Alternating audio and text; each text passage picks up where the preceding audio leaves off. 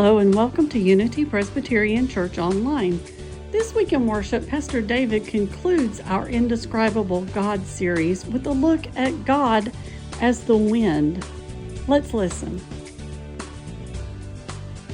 Well, over Christmas, some friends bought us a puzzle for a present. And now I have to admit, I've never really viewed myself as a puzzle person. But I thought, it's 500 pieces. Sure, I'll give it a shot. So we put it on a central table in our house. It's a round table. And I was shocked how it became something that the entire family learned to enjoy.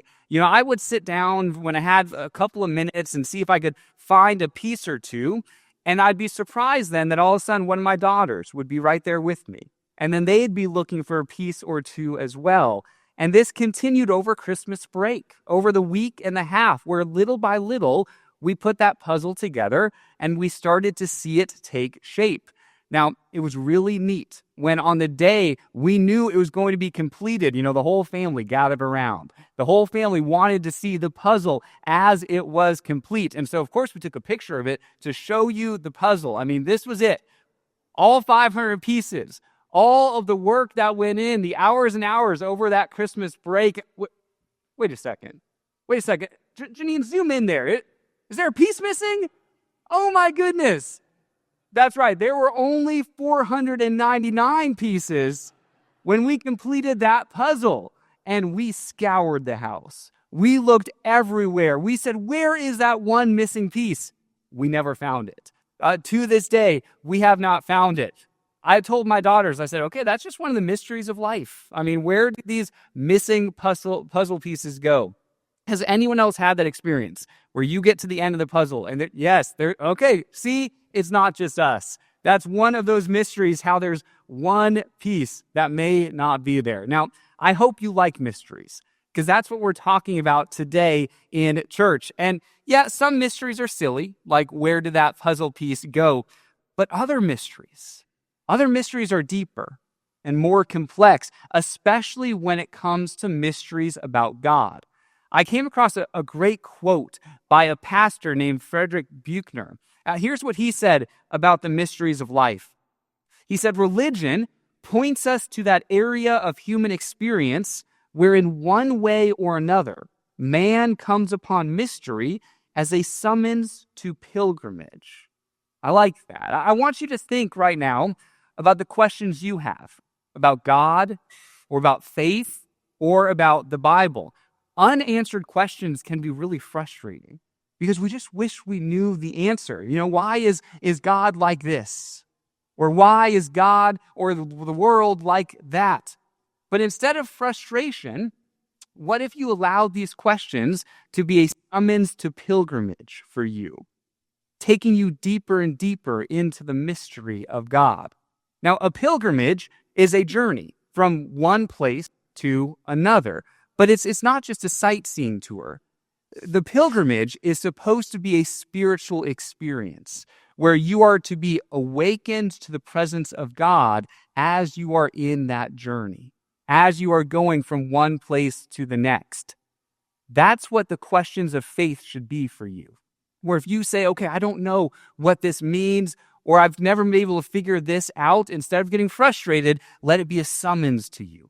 To say, okay, I'm going to pilgrimage here. I'm going to take my first step into understanding the mysteries of God. We are in, as you heard from Pastor Dana, the last week of this series we've been doing called Indescribable God, where we've been studying the metaphors that Scripture uses for God. And today's metaphor may be the most mysterious, that God is like the wind. So as we explore that today, I want to start with that verse you've heard now once before from John chapter 3, verse 8, because this is what Jesus says about the wind. Jesus says, the wind blows wherever it pleases. You hear its sound, but you cannot tell where it comes from or where it's going. All right, let's pause there for a second. What Jesus says about the wind it's obviously true. I mean, not one of us controls the wind. It blows wherever it wants. There are times I wish I could control the wind, particularly when I'm going for a run and the wind is just blowing up against me and it feels like I'm doing resistance training the entire time I'm running. and then I turn around to start running home, and the wind is still in my face. I don't understand how that can be possible. But yeah, we don't control the wind. According to Jesus, nobody does. But Jesus goes a step further to say that most of the time, we don't even know where it's going or where it's coming from. Why? Because you can't see the wind. It is an invisible presence in this world. You can see the effects of the wind, but not the wind itself. You can see the branches sway back and forth. You can hear the rustling of the leaves, but you cannot see the wind itself. So at this point, you might be wondering, okay, why does Jesus care so much about the wind? But he reveals his purpose in the next verse. He says, so it is with everyone born of the Spirit. So everything that Jesus just said about the wind, those same qualities can be used to describe the work of the Spirit in a person's life. Yes, God is like the wind. Now, there's a little bit of a play on words here, because in Greek, the word for wind is the same word for spirit. So it's like Jesus is saying the picture that he's painted of the wind, that same picture can be used for the Spirit. Now, I think with Jesus using this analogy, I think Jesus is trying to teach us one primary thing, and that is that the Spirit is an invisible presence that is shaping our world. Yes, the Spirit of God is completely invisible. It has no shape, no form, no visible thing, but that doesn't mean you can't discern where the Spirit is at work in this world. I mean, just like the wind, right? You can hear the rustling of the branches. You can see trees move back and forth. You can see the effects of the wind. You can also see the effects of the Spirit, as the Spirit is at work in our lives personally and at work in this wider world that we live in. Except you have to become attuned to the work of the Spirit. It takes time. It takes time to be able to discern the gentle nudges that God's Spirit might place on your heart. It takes time to learn how to hear that little whisper of God into your soul. Now, for some of you, trying to hear the Spirit at work, that's going to be very new. We may have fallen into the belief that, yes, God is real, but God doesn't really do much in our day-to-day lives. Maybe that's like for you where you say, okay, I'm going to go to God if I have a need, if something comes up in my life that really pushes me to God. But otherwise, I just don't think about God all that often. But this would run contrary to what Jesus is teaching us here. I mean, Jesus says you can hear the sound of the wind, which means you can discern the presence of the Spirit if you know what to look for. If we're really going to understand this metaphor, if we're going to understand how the Spirit of God is at work in our world, we're going to need to understand a lot more about the inner workings of the Spirit. So I thought we'd spend a good chunk of time with Paul's words from 1 Corinthians. Because in this letter, he helps us understand the power that comes from God's Spirit as it acts in our lives. So he begins writing a letter to Corinth after his first visit there. And surprisingly, he does not have the most flattering things to say about himself based on his most recent visit. We're going to pick up what he says in chapter 2, verse 1. Paul says, "When I came to you, I did not come with eloquence or human wisdom, as I proclaimed to you the testimony about God." So Paul admits when he came to preach in this church and to share about God's power in the world, he did so without any eloquence and without any human wisdom. On a scale of 1 to 10, if he were rating his own sermon, he might give it a 3. Paul says there was nothing special about his delivery. Why? Well, he goes on in the next verse. He says, "For I resolved to know nothing while I was with you except Jesus Christ and him crucified." Isn't that an interesting statement? To know nothing does not mean that that Paul is just abandoning all knowledge or putting it to the side when he walks into a church. Rather, Paul is sharing that he has placed the gospel with its crucified Messiah as his singular focus and passion. The most important thing in the world to Paul is what Jesus did for the world. Sharing about the saving power of Jesus was the reason for Paul's existence, and everything else in his life was secondary. Now, we mix this up sometimes. We have all these sorts of things that we love about our lives, and faith can become one thing among many, but not to Paul. For to Paul, Jesus Christ and him crucified was front and center, and everything else came afterwards. Now, he goes on to share more about the way he preached this message. In the next verse, he says, I came to you in weakness, with great fear and trembling. My message and my preaching were not with wise or persuasive words, but, and here's the key here, with a demonstration of the Spirit's power, so that your faith might not rest on human wisdom, but on God's power. So Paul tells the Corinthians that he came to them in weakness. Now, the same word for weakness in Greek is used for illness. So many scholars believe that Paul had a recurring illness when he was with the Corinthians in Corinth. What we can assume is that Paul was not at his best. When he looks back at his preaching over the time that he was in Corinth, he says, I was muscling through it. It wasn't witty. It wasn't persuasive. You wouldn't send a copy of it to your neighbor. But none of that mattered to Paul. In fact, in some ways, Paul says all of that was by design, because the real power does not lie in the person or the presentation, but in the work of the Spirit. Paul recognized that he was a vessel, by which God could use and work through.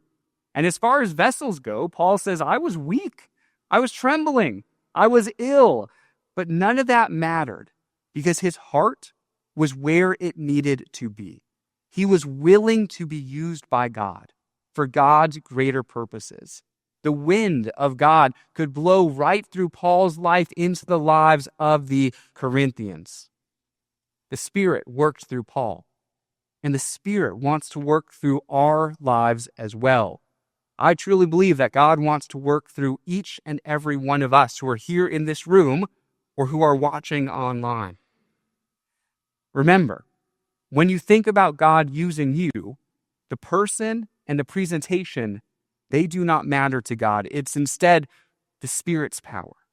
The Spirit's power, that is what truly matters. You might think to yourself, I don't know enough about the Bible for God to really use me.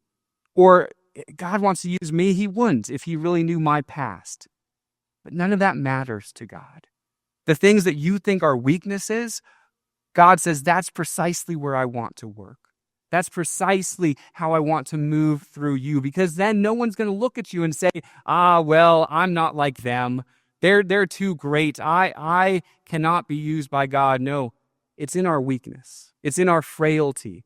It's in our insecurity where God says, no, that's exactly where I'm going to work. Because then it's not your own confidence, but it's my power that will be at work through you.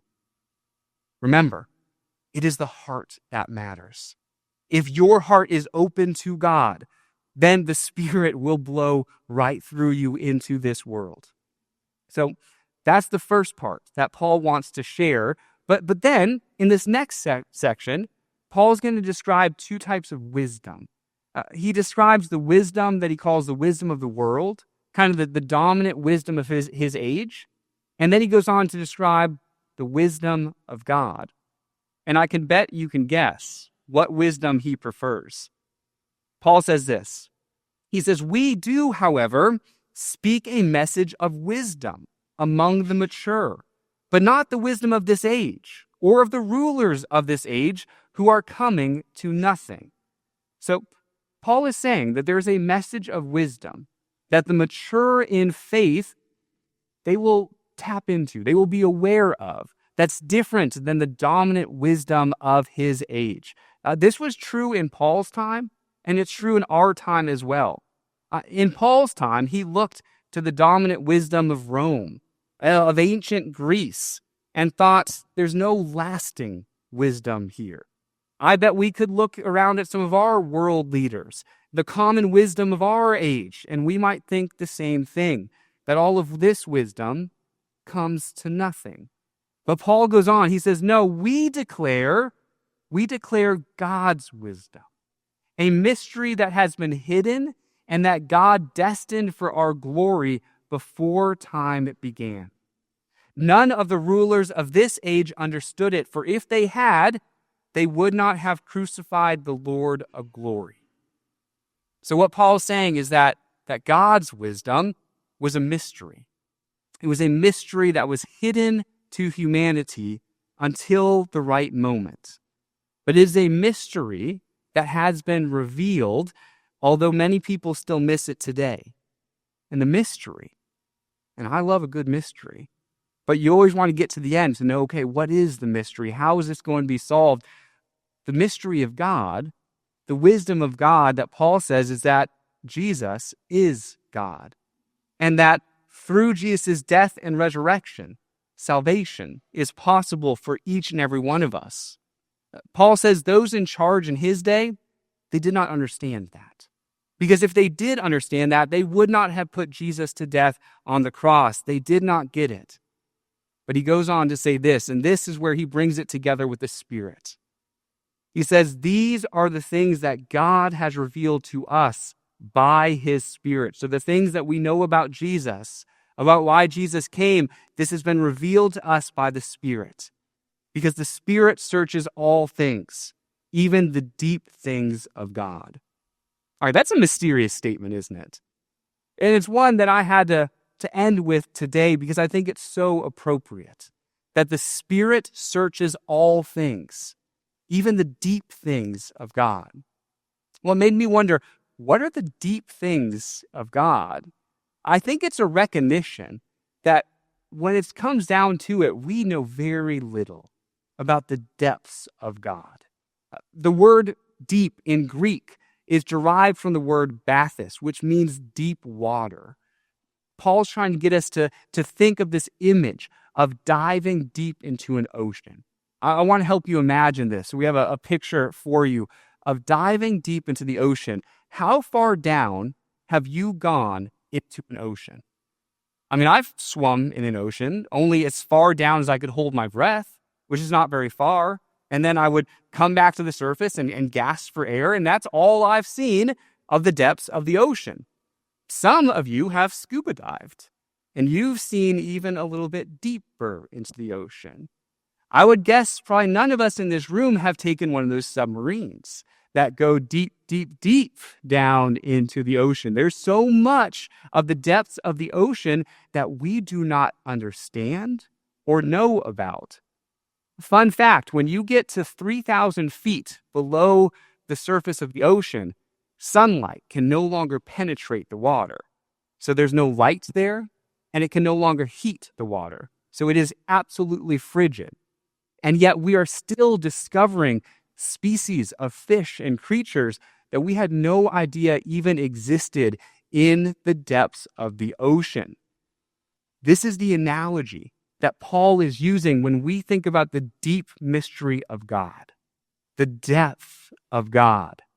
When it comes to understanding the depth of God, we're just kind of swimming around the surface, aren't we? But if Paul were here today, I think his encouragement for us would be, do not be content with just wading around in the shallows. I mean, we could do that all of our life if we wanted to, just kind of wade around the shallows of the mysteries of God. But Paul would say, don't be content with that, because the Spirit is always at work in your life, hearkening you to take that next step in understanding what God is doing in your world. And so instead of wading in the shallows, I want you to hear the encouragement to take a dive into the deep end. That dive, I think, it begins with a question. a question that you have about God, about faith, or about the Bible, allow that question to be a summons to pilgrimage. To say, okay, I don't know what this means. I don't know if I'll ever totally figure it out, but I want to start swimming. I want to start understanding who God is and what God is doing in me and in this world. Yes, let your question be that summons to pilgrimage. If you would like more information about Unity Presbyterian Church, please visit our website at www.unitypres.org or visit us on Facebook. This is the Unity Presbyterian Church podcast. Have a great week.